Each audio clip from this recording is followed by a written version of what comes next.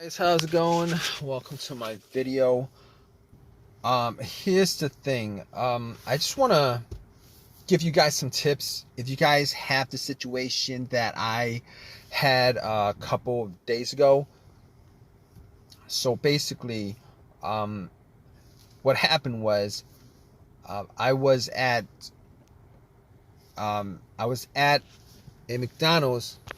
I went to get something to eat, parked my car, got out, was there for maybe like 15 minutes, got back in, and it would crank. My car would crank and crank and crank, but it would not turn over. It would not turn over. It would just crank and crank and crank and would not turn over. So, I haven't had that issue with this car at all. I mean, there was maybe like 7 months ago, I had an issue where it wouldn't start, and it turned out to be the battery, but it didn't crank. It turned out to be a dead battery. But really never had an issue where this car would crank and crank and crank, but it wouldn't turn over. So the only issue I had was that dead battery from 7 months ago. This car drove fine since. I've had no issues with it.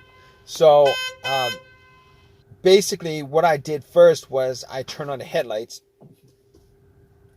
and just to see where the battery was, what level, how much charge was in the battery. If it was dim, I knew that it was the battery that was the issue, but the lights were bright. Headlights were bright.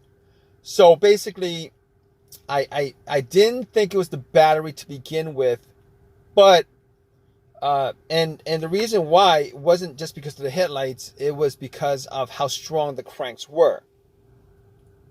All right, it wasn't like it was a slow crank. It wasn't like it was a soft crank. It wasn't like it was trying to crank. It was a very, very strong crank each and every time it cranked. Regardless, I opened up the hood and pretty much checked around the battery, because I thought, I was hoping that it would be something as simple as that. I didn't really want it to be anything bigger than that. Obviously, most people in this situation, if they were in this situation, they'd wish for the easiest fix. So I was looking at the battery, I was looking at the terminals, and you know what? I don't think I actually cleaned up the terminals last time when I changed up the battery 7 months ago. I was looking at the terminals. They looked kind of corroded. There was some rust on it, kind of corroded. There was some white, bluish stuff on there. So I pretty much, had a couple of fries, and then I took out my Coke, which I drank half a cup of, and I poured the rest onto the terminals, and had it fizz up, oxidize, a lot of the corrosion. So I pretty much took some paper towel and wiped it.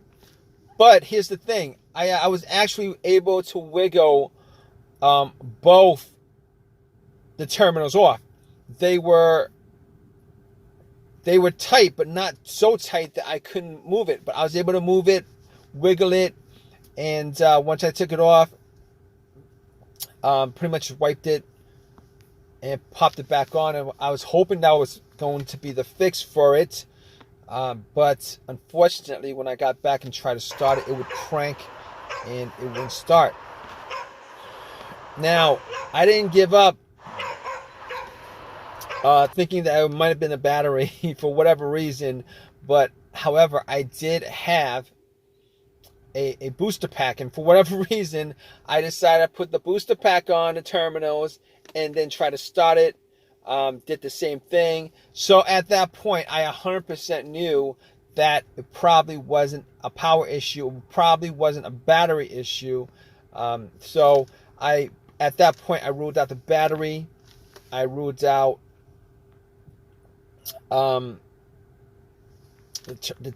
terminals being corroded.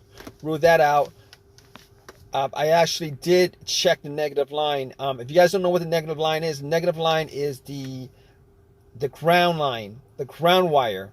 All right. Normally, the negative terminal wire that goes to the negative of your battery actually connects to the frame of the car.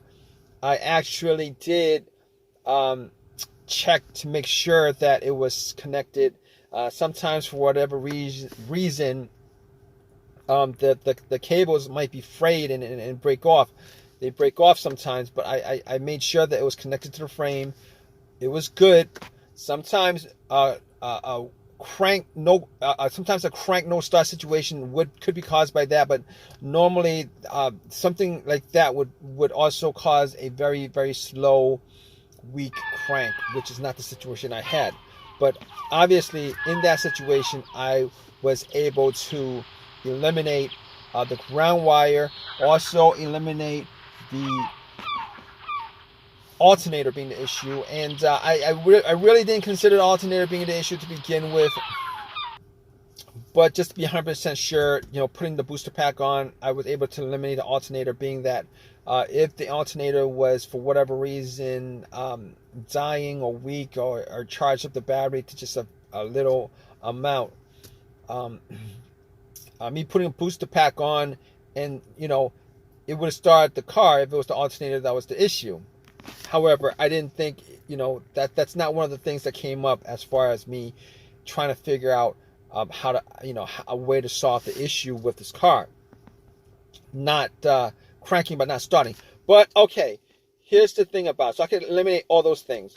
Now, other things that could be causing it, mass airflow sensor, the crankshaft, the camshaft, position sensor, throttle position sensor. I pretty much was able to rule out all those things, seeing as how I actually remembered that there was no check engine light on my dash. I haven't had a check engine light for a long while.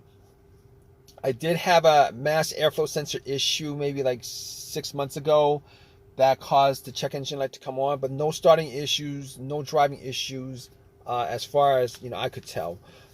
But that was a very important thing as far as eliminating what could be causing the issue with the car.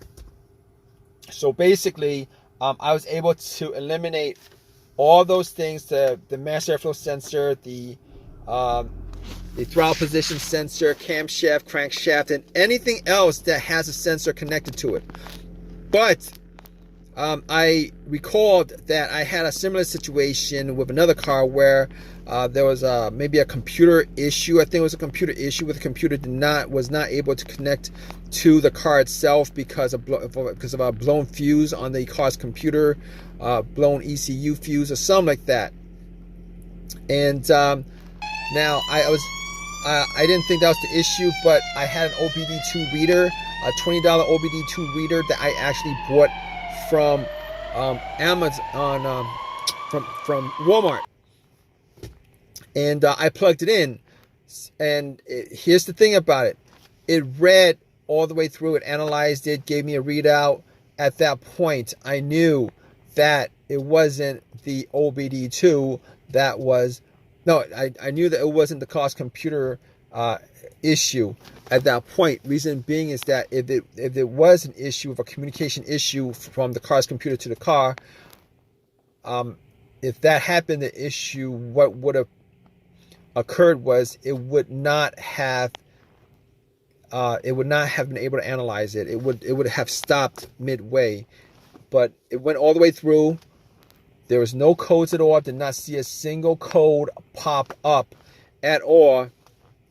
So I was glad that was the case, because I could, at that point, eliminate every single thing that had a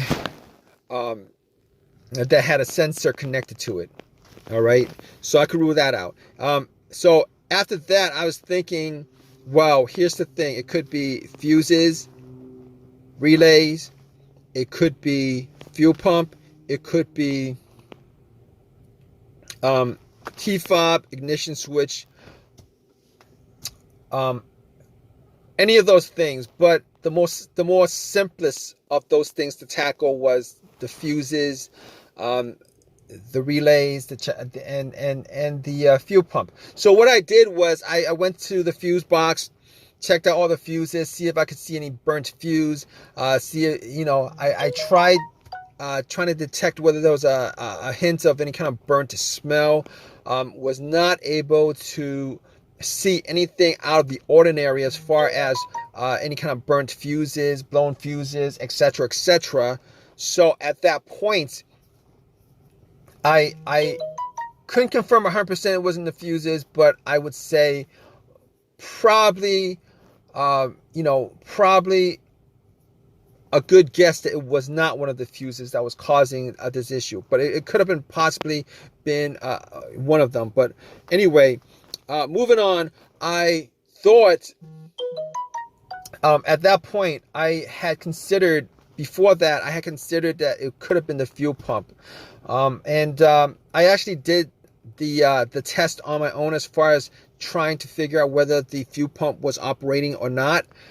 Normally it would be a best scenario if there was at least two people for this test. One would be outside, right next to where you pump the gas, with the gas cap off.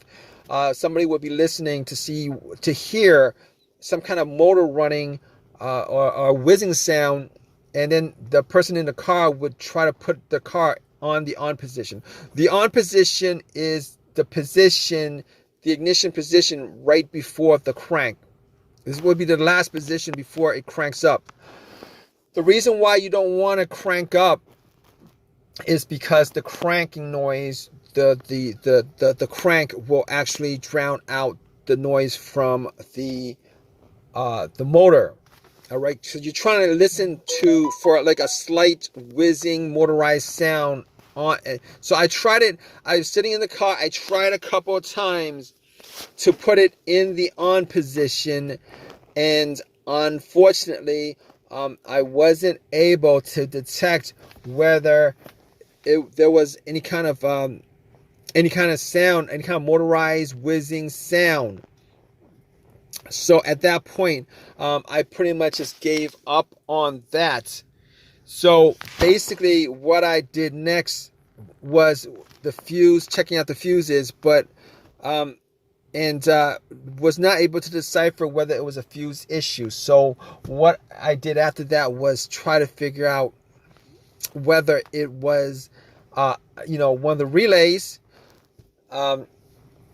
So what I did was I had considered that it was maybe the relay to the fuel pump. It could have been a fuel filter, a clogged fuel filter, but normally a clogged fuel filter, it would cause a crank no start sometimes, but for the most part, it would crank up, and then and it'll stall out. It wasn't the case here. So I didn't think it was the fuel filter, considering it would crank and crank and crank and crank. It seemed like there was something that was causing it not to turn over. So I got to the fuel pump relay. Once I got to the fuel pump relay, figured out where it was. I couldn't detect whether there was a malfunction with the relay. So what I did was I took out another relay. That was, the same, had the same markings as far as, the numbers on there and stuff like that. And I kind of swapped it out. And then I got back in my car, and guess what, guys? Cranked, and then it turned over. It was working just fine. So at that point, I knew it was the fuel pump relay that was the issue.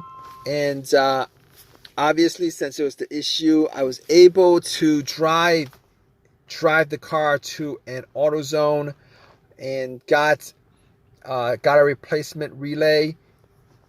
Pretty much swapped it out. Swapped it out and then replaced it, the one that I took it out from, the accessory that I took it out from. So I haven't had an issue since with any kind of cranking situation. Haven't had a single issue since. But to be honest, I didn't actually drive that much, but haven't had an issue since with the issue, with the crank no start issue. So it's been resolved. It drove fine all day today. Not a didn't have the same issue as I had previously. So this is it was an easy fix. I'm glad it was an easy fix. If you guys are in this situation, you guys are looking for to troubleshoot your crank but no start situation, if you guys go down the list of what I went through as far as eliminating each and every one of those things, 90% of your situation could probably be, you could probably figure out what the problem is. Regardless, hope whatever your situation is at this point, that it's an easy fix for you. Please give me a thumbs up. Please subscribe. If you have any comments at all, please leave a comment in the comment section. All right, guys, take care.